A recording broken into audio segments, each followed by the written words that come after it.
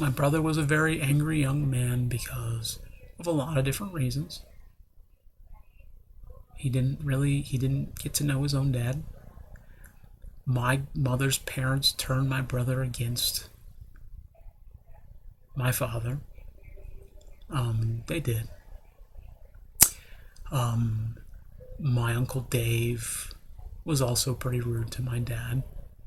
Not quite to the same extent as my mother's parents for the most part, but he didn't regard my father very well. When my father was diagnosed with MS, my Uncle Dave had access to marijuana, which was something that my father thought and would use some from time to time to alleviate some of his MS symptoms. That did happen. But my Uncle Dave didn't treat my father very well, as my mother's parents were very rude to him. And my father didn't want to go to holiday events with my mother's parents. And the Porch family slowly stopped wanting to be around my mother's family, my mother's parents. And vice versa. It was mutual. My mother's parents didn't want to be around them. My brother didn't want to be around the Porch family after a certain point. And most of this is about holidays, regarding holidays. And it all came down to the fact that my mother's parents didn't respect my father because of his work, because of his work history, because of his education. And they treated me as my father's son in that context. They had no respect for him. They didn't really regard me very well either. They weren't terrible towards me, but they mostly just kind of ignored my presence. They would talk to me from time to time.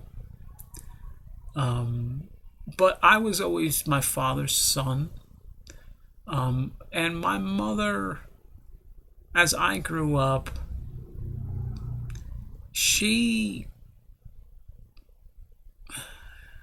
it is what it is. My mother was, my mother as I grew up was somebody that, it's not something that in any way affects me anymore, as much as I see the full picture as to what happened and what persisted regarding this whole circumstance with the absolute disrespect for my father well before all of the falling apart in my family took place by way of his struggles to be a good father, particularly to my brother. His struggles to recover from being disrespected and having nothing but disrespect thrown his way. When my brother and I were really young, my father couldn't recover from that in the family. My mother persisted with that stuff, called him Carrie. She did. She called him Carrie. She called him Carrie in front of us. She never called him your father. She never said your father. She never said any of that. She started talking around him too, eventually, when my mother's parents were around, like he wasn't there. She did. And then he was diagnosed with MS when I was about 14 years old. And he never really had a chance to pull his education and his career stuff together. His MS was pretty severe.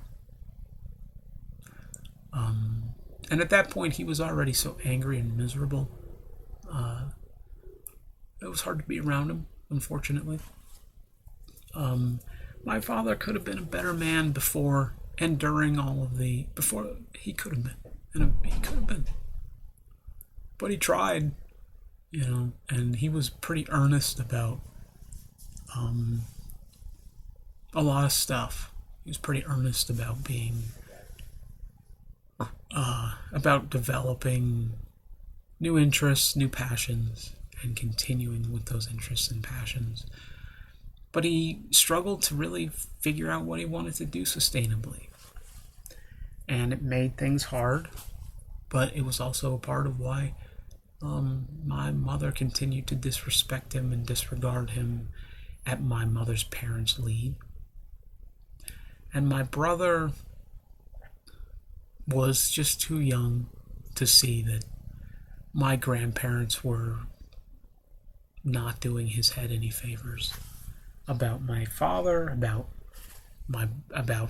what to expect in life.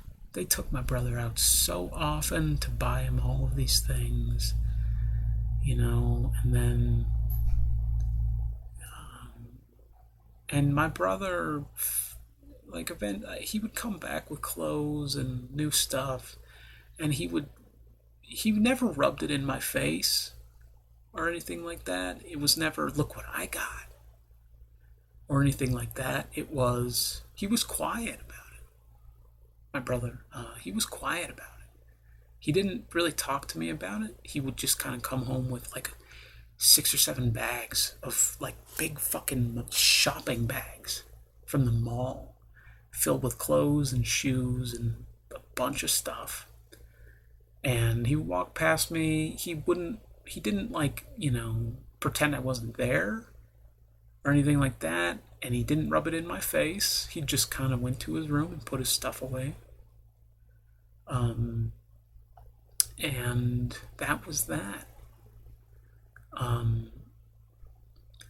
My grandparents continued to do that for many years while disrespecting my dad and pretending that he didn't really exist when he was around.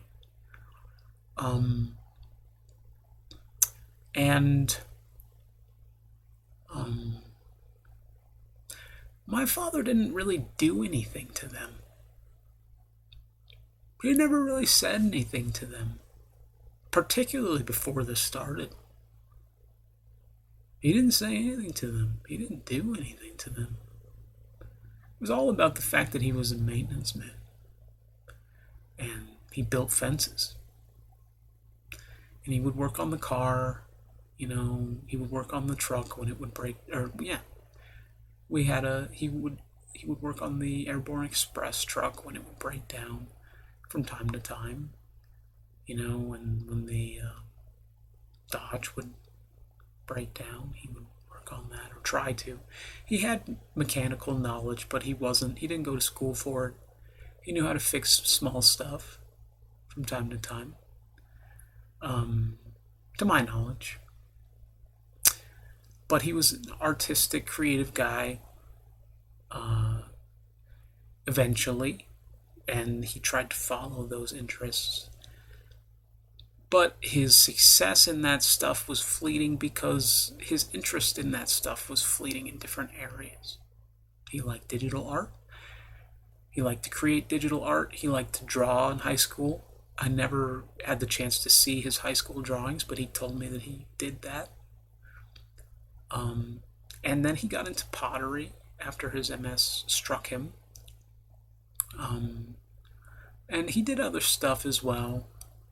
He started beekeeping when he was first diagnosed, because bee stings helped with his MS symptoms a fair bit. So he wanted to have a beehive in the backyard. And so yeah, that happened. And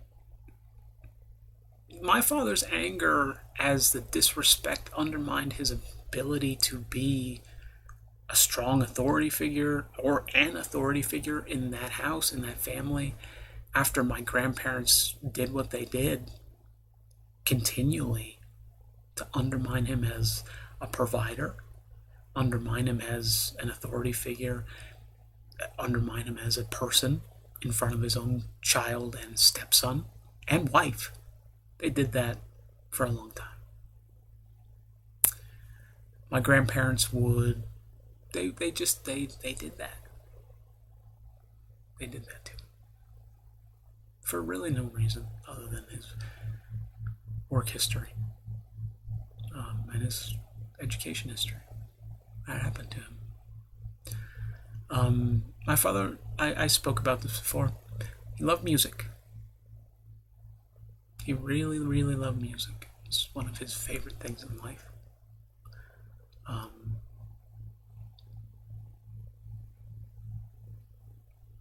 he did. He loved music.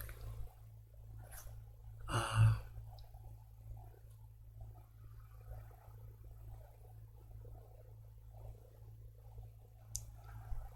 I think that's about all I have to say about it.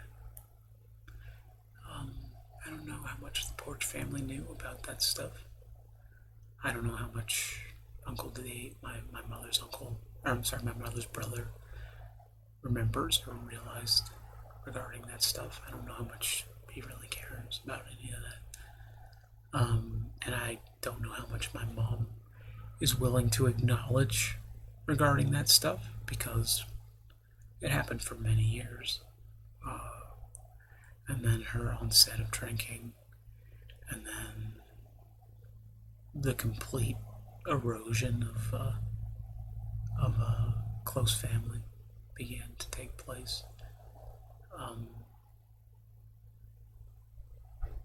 and a lot of anger between my brother, because my brother had a lot of anger, and my father, who had a lot of anger, but not at my brother initially. My father's anger was about a circumstance that slowly was unfolding because my mother's parents completely undermined him as a man and as a husband and as a father. It was deliberate too. They did that for many years.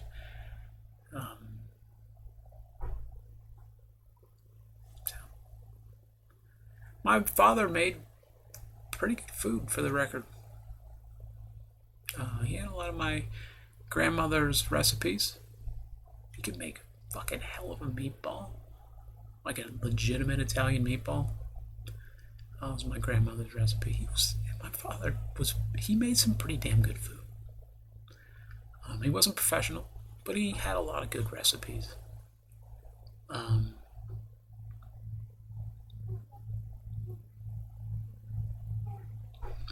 I was also able to share, aside from sharing my father's music with Heather, I was also able to share one of my father's favorite frozen burrito brands, which is based in Colorado, I believe. I forget the name of it though. Forget the name of it. I actually really enjoy them too. They're generally pretty spicy. They're like the frozen burritos in Colorado that you can get from like a King Soopers, that are in a white paper wrap with a rectangle label on them. The label, the logo is pretty humble.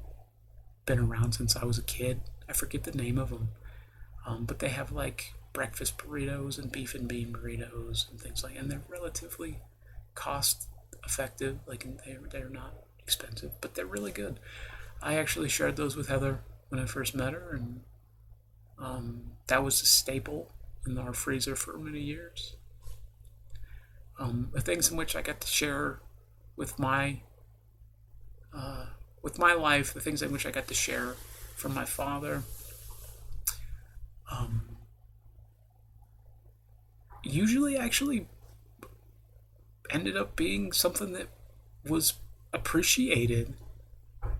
And it meant a lot to me in some ways to be able to do that. Um, and so yeah, that's what I have to say about all that.